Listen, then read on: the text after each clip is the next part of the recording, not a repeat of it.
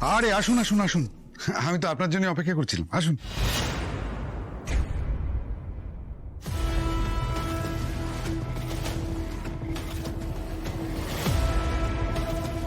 কি হলো, দাঁড়িয়ে রইলেন কেন? বসুন। আপনি আমাকে এই ফ্ল্যাটে কেন ডেকেছেন? এই আপনি কি যাই, আর আপনার কাছে কি ইনফরমেশন আছে? এই চাবিটা দেখতে পাচ্ছেন, এটা আমাকে দেওয়া হয়েছে, তার জন্য আমি এখানে বসে আছি। ভাই, আপনাকে আমি এই ফ্ল্যাটে কেন ডাকলাম সেটা আবার আপনাকে বলতে হবে? সোজা কথাই বলুন, কে আপনি? দেখুন, আমার পরিচয়টা এই মুহূর্তে জানা অতটা গুরুত্বপূর্ণ নয়।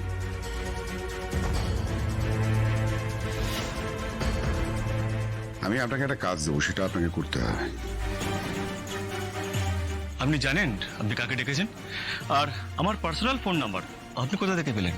দেখুন, আপনার পার্সোনাল ফোনে ফোন করা আর আপনাকে এই ফ্ল্যাটে ডাকা, তা কিন্তু একটাই মানে। কারণ আপনি আর আমি দুজনেরই যোগাযোগ কিন্তু উপরওয়ালা অবধি। যেমন আমি আপনাকে ফোনে বলেছিলাম যে এই ফ্ল্যাটে যা যা ঘটনা ঘটেছে তার অনেক ইনফরমেশন আমার কাছে আছে।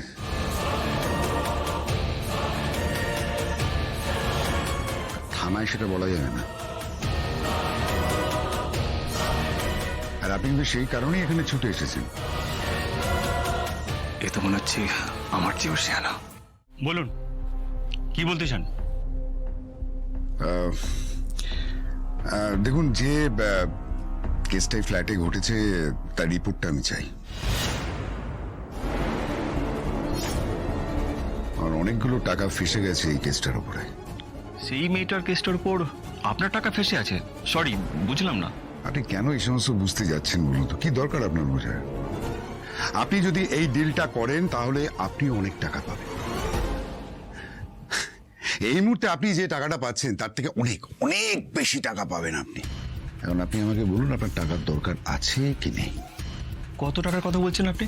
আপনি কল্পনাও করতে পারবেন না কত টাকার অফার আমি আপনাকে করছি। এই ধরুন না, 20 থেকে 25 লক্ষ টাকা।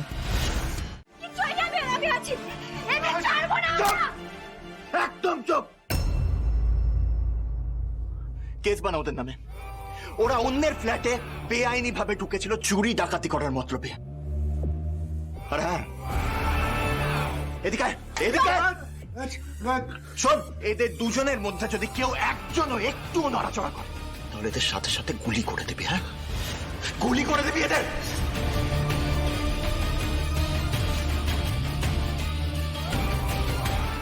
তোমার সাথে আমার বোঝাপড়াটা বাকি আছে শ্রী। তোমাকে আমি কিছুতেই ছাড়বো না। ঘৃণা হচ্ছে।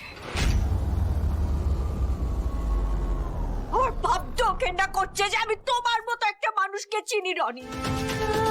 আমার ভাবতেও ঘৃণা করছে যে তোমার সঙ্গে আমার পারিবারিক সম্পর্ক আছে। আমার ভাবতেও ঘৃণা করছে যে তোমার দিদির সঙ্গে আমার দাদার বিয়ে হয়েছে। ছি!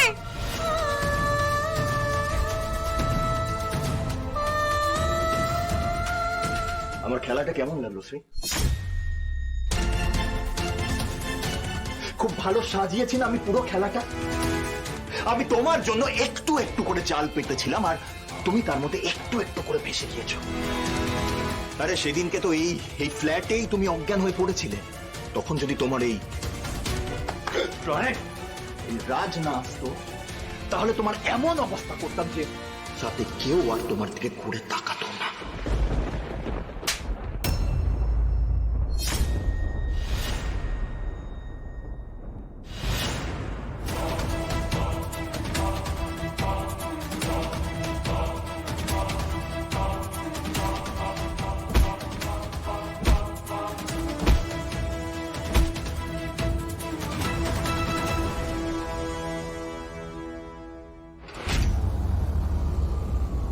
এই খেলাটা আজকে রনি শেষ করবে। আজ আমিও দেখবো শ্রী কাকে বাঁচায়, নিজের শ্বশুরকে না নিজের বর রাজকে।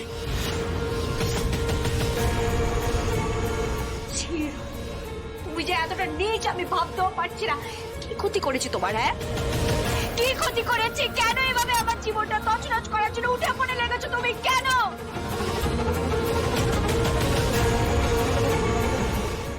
তুমি আমাকে বিয়ে না করতে পারো শ্রী, কিন্তু আমার বিয়েটা ভেঙে দিয়ে তুমি মস্ত বড় ভুল করেছো শ্রী। সেই অপমানের প্রতিশোধ আমি আজকে দেব।